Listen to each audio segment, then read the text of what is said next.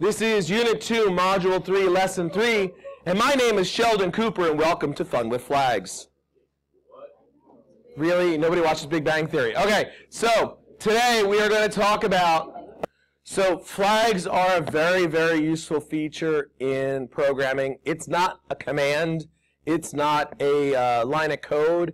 It's a concept that can be applied to any programming language whatsoever. So this is very generic. Basically, this is not what I wanted to show you. Hang on. So if we look at this code and start looking at the trace,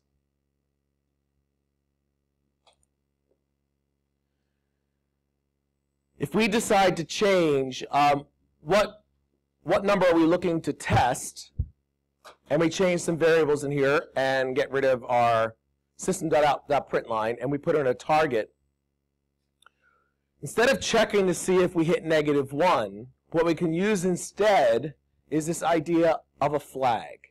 So we have this variable here, set equal to 0. Now we could also do a Boolean true or false. That works as well.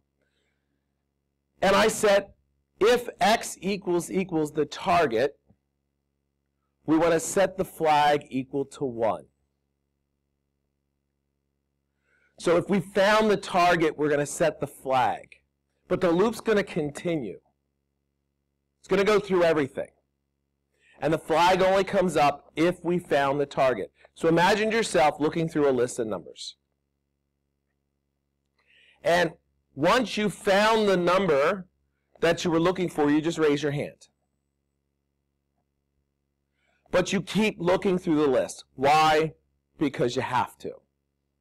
In other words, you have to get all the way down the stairs. Imagine you were at the top of the Eiffel Tower, and your job was to find somebody in line, Mary Smith.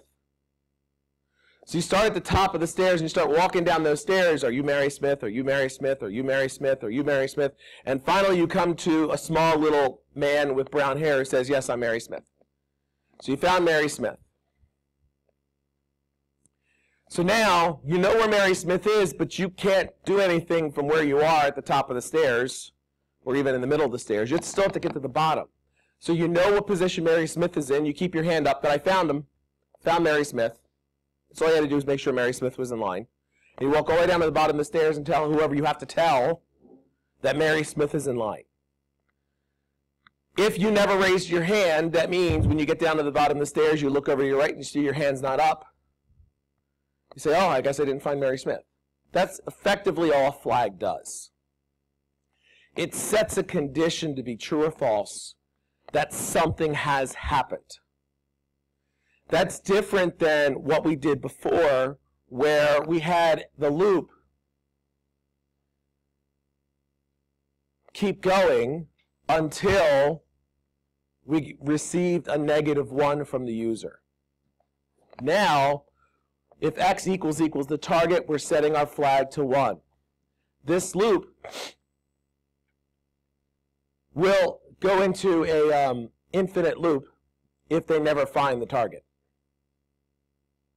Right? If they never actually enter in the target. But this flag lets us know that the target truly was found. So they could enter in -1, or they could enter in the target depending on how you decide to code it. So if you left it at -1, then the user could stop the loop. If you leave it at target, then the loop will just keep going until the user enters in a particular target value. One of the most useful purposes of a flag is to determine if something's in a list or not. It's a very basic search pattern. Go through, keep looking, and let me know if something is in the list. If it's in the list, set the flag to true. That's effectively what this does. Someone enters in a target number. The loop goes through and keeps incrementing x until it gets to the target. If the target is found, if the target equals x, it sets the flag to 1. Then it just says, well, if the flag is equal to 1, then the target was found. Otherwise, it'll say the target was not found.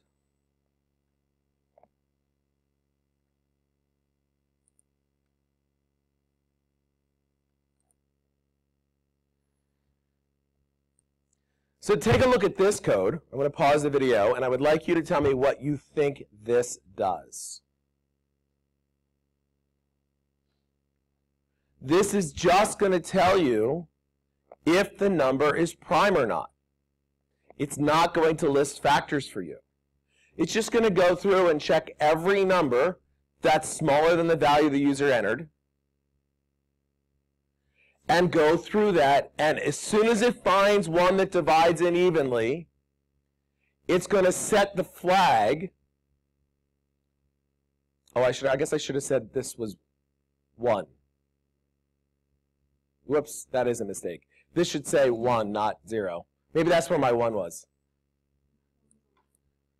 Yeah, I think I have the 1 in the wrong spot. So this should have been a 1 right here. We'll fix that. There we go. Oh, or, yeah, that's true. We could do it that way. That's the way the 1 was supposed to be. There we go. Sorry, I moved the 1 to the wrong spot. So our flag starts at 1. It gets set to 0 once it is divisible by some number. So if it's equal to 1, that means we found nothing that went into it. Otherwise, it must be prime. So we'll change this to 2. There we go. Lovely handwriting. Change this to a 2 so that way it doesn't start at 1 and get an automatic answer over yes. Start at 2. The other way to fix that would have been put the x++ up top, right? So we go through this loop and we set our flag.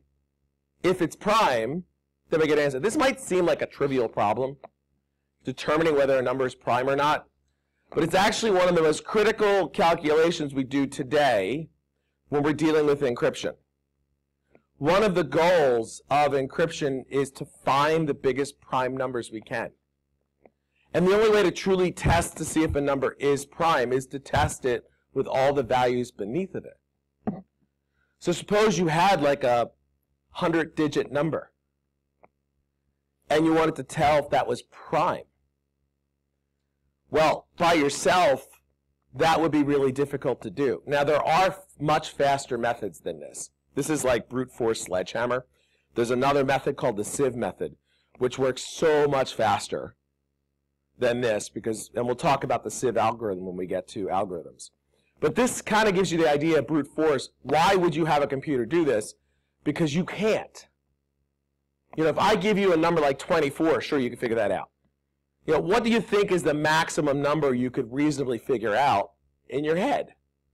Or even with a calculator? If you think about that, what would be the number that scared you? What's important to understand here is that once the flag is set, it never gets unset. So if we look at the example of 15, when they enter in a 15, it's going to first divide by 2, which is not going to work, but then it's going to divide by 3, which is going to work. It's going to set the flag to 0, but then it's going to divide by 4. It's going to divide by 5. 5 is going to work again, but the flag is already set to 0. So technically, it doesn't need to do that. That means this is kind of inefficient. This is not an efficient algorithm. But that's okay for right now. We haven't started talking about algorithms. For right now, we're just talking about flags. So yeah, once the flag is set, it's never going to become unset. So here's another one. Take a look at this one.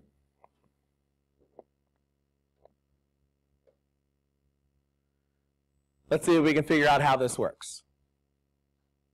So first, we want to cover this. Integer.min value. Rather than having to remember what the smallest possible integer is, it's been built into something called the integer class, which we'll talk about later, that the smallest possible value is passed through this, for lack of a better term yet, method. Okay, this is just a static class with a method. You can think of it right now as just a command. It sends back the smallest possible integer, so you don't have to remember it. That's useful. So we set that to max, and this is going to go through and find out of the list of numbers that the users entered, what is the maximum value? In this case, the flag takes on a bit of a different connotation here. In this case, it's not really saying, yes, I found it. It's saying, I found the max, and this is what it is. But that max value can keep changing all the way through the entire loop, but it always keeps track of the largest value. It's always going through and saying, yep, I'm going to hold the largest value I've been given so far, and if nobody gives me anything bigger, I'm going to keep it that value. Once somebody gives me something bigger, I'm going to set max to that bigger value, and now that's the biggest number. And I'm going to keep going until the user tells me to stop by entering a -1, which clearly would not do anything to max, because -1, well, I guess that could be a slight problem, right? If you entered only negatives, and the last value entered was -1, I guess there could be a slight issue with this. But other than that, assuming they entered in positive integers, it wouldn't be a problem, because that's the directions. Enter a positive integer. So if the user follows the directions, it's not a problem. If the user's a jerk and doesn't follow the directions, yes, it kind of messes up our code. But we're not going to assume the users are jerks. We're going to assume that they're going to follow the directions. So based upon the directions, there's no issue. They keep entering values. As soon as they enter in -1, it stops the loop. So the flag in this case really just kind of holds a maximum value, holds some type of value. So that's another use for a flag, is to kind of act like a holding spot. We're going to use this kind of idea a lot when we start talking about sorting algorithms. We're trying to sort a list in order, which is a very, very important algorithm. So this was a rather short lesson, but what I want you guys to do now is just an exit ticket. Like I said, this is just an entrance into the very beginning ideas of algorithms. We're going to be doing a whole lot more with algorithms from here on out, but this kind of just starts laying that foundation work. Now that we've finished Module 3, so now we have our summative assignment that you guys can start working on. You are to write a while loop with a Boolean flag named correct. Use the loop to play a guessing game with the user.